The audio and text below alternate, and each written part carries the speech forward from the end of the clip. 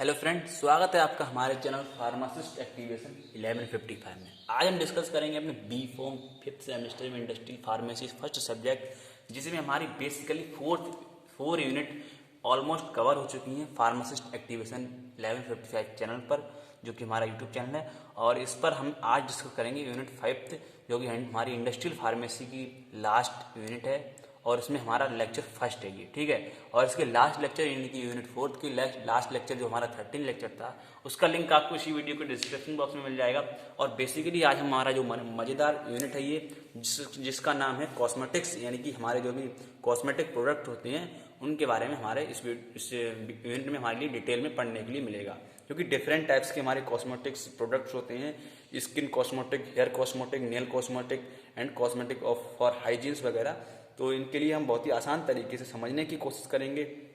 हमारा नाम है शैलेंद्र सिंह। आप लोगों से हमारी रिक्वेस्ट है, प्लीज़ आप हमारे चैनल को सब्सक्राइब करें, ठीक है, और अपने दोस्तों के साथ शेयर करें। वीडियो पसंद आए तो प्लीज़ लाइक करें। तो हमारा बेसिकली हम स्टार्ट करते हैं। कॉस्मेटिक्स हमारे क्या होते हैं उनकी सबसे पहले हम डेफिनेशंस के लिए समझते हैं। तो अकॉर्डिंग टू ड्रग, यानी कि ड्रग की एंड कॉस्मेटिक के अनुसार, यानी कि according to drug and cosmetic act के अनुसार जो भी हमारे कॉस्मेटिक हैं वो हैव बीन डिफाइन एज, उनके लिए डिफाइन किया जा सकता है any particle intended to be rubbed, यानी कि इनके लिए जो है रब हमारे लिए यूज़ करते हैं रब करने के लिए, एंड पोर करते हैं, स्प्रिंकल करते हैं, एंड इनकी जो है हम स्प्रे करते हैं on a introduce into a और otherwise apply to human body और ह्यूमन बॉडी पर और any other part of cleaning beautifying. और इसके लिए हम यूज़ करते हैं अदर पार्ट को फॉर क्लीनिंग करने के लिए, ब्यूटिफाई करने के लिए यानी कि सुंदरता को बढ़ाने के लिए, एंड प्रोमोटिंग करने के लिए, और प्रोमोटिंग अट्रैक्टिवनेस,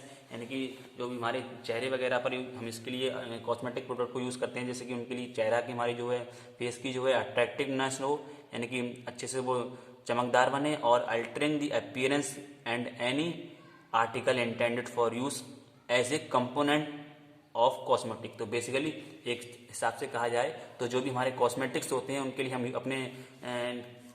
अपनी बॉडी पर, ह्यूमन बॉडी पर अप्लाई करते हैं, यानी कि अट्रैक्टिवनेस के लिए एंड सुंदरता को बढ़ाने के लिए, और अल्टरिंग क्लीनिंग करने के लिए, साफ करने के लिए, और लोग जो है गोरा होने के लिए भी इसका कॉस्मेटिक प्रोडक्ट का यूज़ करते हैं बेसिकली, ठीक है।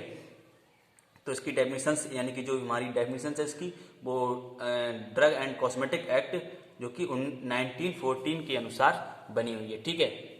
1940 जो हमारा एक्ट है, जो कि हमने फार्मास्यूटिकल जूरिस्प्रूडेंस में पढ़ा हुआ और पढ़ेंगे, नहीं पढ़ा है तो जो हमारा ड्रग एंड कॉस्मेटिक एक्ट है वो 1914 के अनुसार जो भी हमारे कॉस्मेटिक प्रोडक्ट्स हैं उन ड्रग एंड कॉस्मेटिक एक्ट 1940 के अंतर्गत आते हैं, ठीक है।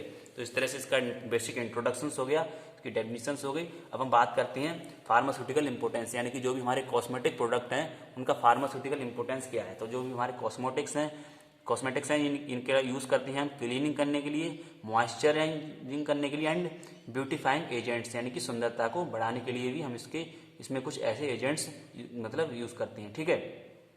दे हेल्प, इनसे जो हमारे लिए हेल्प होती है in enhancing the aesthetic appearance of the body की अपीयरेंस हमारे लिए जो होती है, and they help in altering the appearance of the body without affecting it functions, ठीक है। And sunscreen product help in protecting the body from UV rays, यानी कि जो हमारी कुछ ऐसी सनस्क्रीन भी आती हैं जो कि हेल्प करती हैं protecting the from body from जो भी हमारी यूवी रेस होती हैं, यानी कि जो हम धूप में मतलब बैठते हैं या खड़े होते हैं तो जो भी हमारी त्वचा है, स्किन है, वो काली हो जाती है, तो उसके लिए भी कुछ हमारी सनस्क्रीन प्रोडक्ट आते हैं यूज़ करने के लिए, और जो कि ट्रीट सनबर्न, ठीक है, यानी कि भाई दे हेल्प इन ट्रीटिंग स्किन, यानी कि इसका हम यूज़ करते हैं ट्रीट स्किन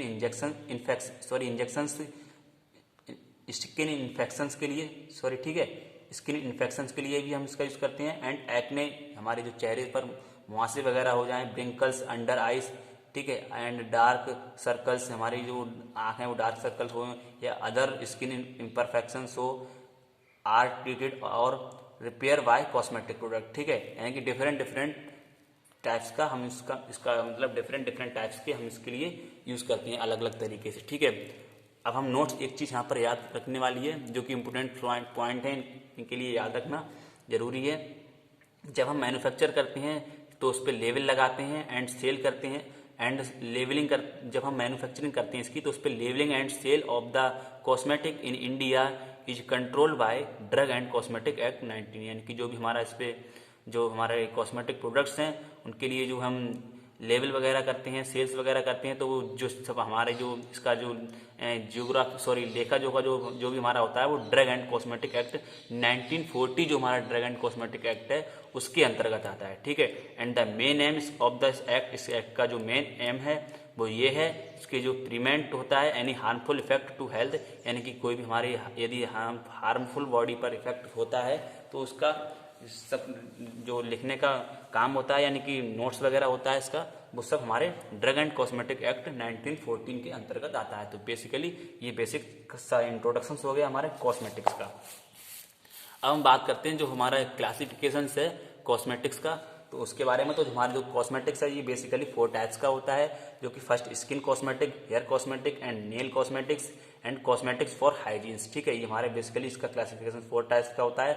सबसे पहले हम समझते हैं यहाँ पर स्किन कॉस्मेटिक्स क्या होते हैं। तो स्किन कॉस्मेटिक्स हमारे फर्दर 4 टाइप्स के होते हैं, जो कि स्किन क्रीम्स हमारी स्किन क्रीम्स में हमारी क्लींजिंग एंड कोल्ड क्रीम आती है, फाउंडेशन एंड बैनिशिंग क्रीम आती है, नाइट मैसेज जो कि मसाज करने के लिए, हम नाइट एंड मसाज करने के लिए जो क्रीम्स आती हैं वो हमारी स्किन क्रीम्स के अंतर्गत आती हैं, and hand and body creams, यानी कि जो भी हमारे हैंड एंड बॉडी क्रीम्स आती हैं वो भी हमारी इसी के अंतर्गत आती हैं। ऑल पर्पस क्रीम यानी कि सभी प्रकार की जो भी हमारी क्रीम्स होती हैं वो हमारी स्किन क्रीम्स के अंतर्गत आती हैं। और बेसिकली हम अपने जो अकॉर्डिंग टू सिलेबस है उसमें हम इस क्रीम्स के बारे में बहुत ही आसान तरीके से डिटेल में समझेंगे। ठीक है, इस पर हम जो है इसके लिए बॉक्स से बंद कर देते हैं, इसके लिए हम बहुत ही आसान तरीके से समझेंगे डिटेल में। ठीक है।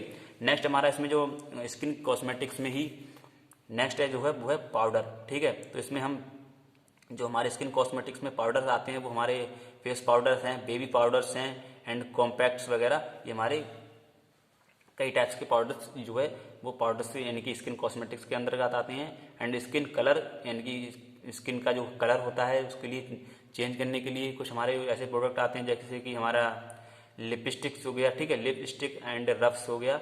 और ये इसके बारे में हम जो है लिपस्टिक्स के बारे में अपने अकॉर्डिंग टू सिलेबस, हमारा ये सिलेबस में इसके है जिसके लिए हम डिटेल में पढ़ेंगे लिपस्टिक को। एंड रफ्स हमारे जो कुछ होते हैं, जैसे कि इसमें स्किन कलर्स में ही जो कि powders and compact rouge and hydrous creams, emulsions creams and liquid rouge. ठीक है, और हमारा इसमें जो है स्किन कॉस्मेटिक्स में वो है हमारा सनस्क्रीन प्रोडक्ट्स, जिसके लिए भी हम जो है अकॉर्डिंग टू सिलेबस आसान तरीके से डिटेल में देखेंगे। And anti sunburn product and suntan products. ठीक है।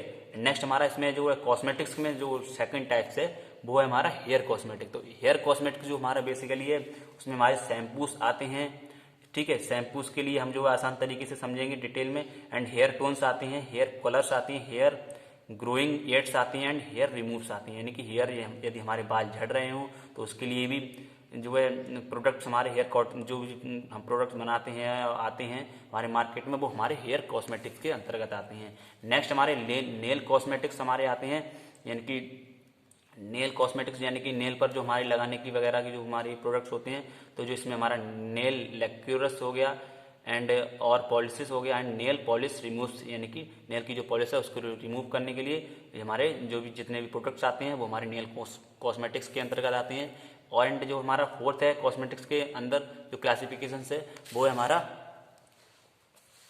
Cosmetic for hygienes. तो ये हमारा कॉस्मेटिक फॉर हाइजीन्स है, इसमें जो है डेंटल कोर प्रिपरेशन हमारी जो आती है वो हमारी इसके लिए हम डिटेल में देखेंगे कॉस्मेटिक फॉर हाइजीन्स में। एंड बोथ प्रोडक्ट्स और कुछ हमारे कई टाइप्स के और प्रोडक्ट्स होते हैं वो हमारे कॉस्मेटिक्स फॉर हाइजीन्स के अंतर्गत आते हैं। तो बेसिकली आप लोगों को इसका जो है क्लासिफिकेशन बहुत ही आसान तरीके से डिटेल में हो गया। और इसमें हमने देखा कॉस्मेटिक्स की डेफिनेशंस एंड फार्मास्यूटिकल इम्पोर्टेंस के बारे में देखा और उसके कुछ इंपॉर्टेंट पॉइंट्स देखे।